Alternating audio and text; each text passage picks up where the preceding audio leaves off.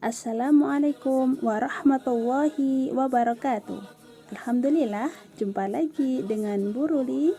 Dan hari ini kita akan belajar tentang siklus air.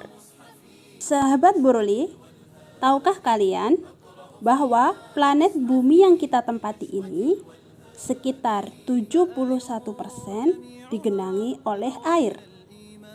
Ya, ada air asin yang berada di lautan, ada air es atau air salju yang berada di kutub, ada juga air tawar yang berada di danau, sungai, air tanah yang biasa digunakan oleh manusia untuk memenuhi kebutuhan hidupnya sehari-hari. Misalnya, untuk keperluan rumah tangga seperti mencuci, minum, mandi, menyiram tanaman, dan sebagainya. Bisa juga untuk pertanian, yaitu untuk irigasi. Bisa juga digunakan untuk pembangkit listrik, dan masih banyak yang lainnya. Meskipun air digunakan secara terus-menerus oleh makhluk hidup, akan tetapi jumlahnya tidak akan pernah habis. Tahukah sahabat Bu Ruli, kenapa ini bisa terjadi? Ya, jawabannya karena air mengalami siklus air. Lalu, tahukah kalian apa itu siklus air? Siklus air adalah sirkulasi atau perputaran air secara terus-menerus dari bumi ke atmosfer, lalu kembali lagi ke bumi.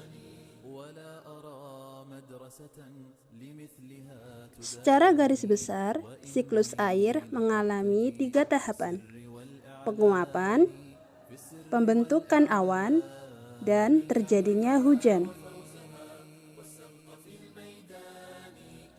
Air yang ada di laut, danau, sungai, sumur, semua akan menguap karena terkena panas matahari. Proses penguapan ini disebut evaporasi. Selain air, tumbuhan juga mengeluarkan uap ke udara akibat panas matahari. Proses penguapan yang berasal dari tumbuhan ini disebut transpirasi.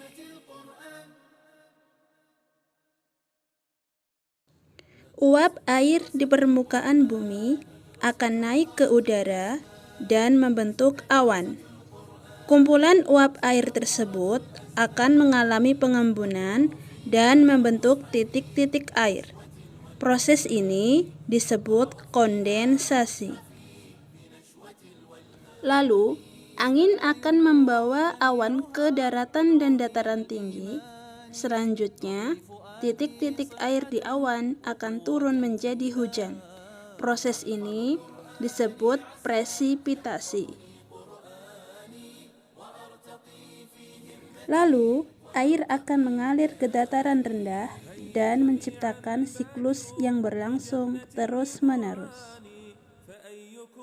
Demikianlah penjelasan tentang siklus air. Semoga video ini memudahkan kalian untuk memahami tentang siklus air.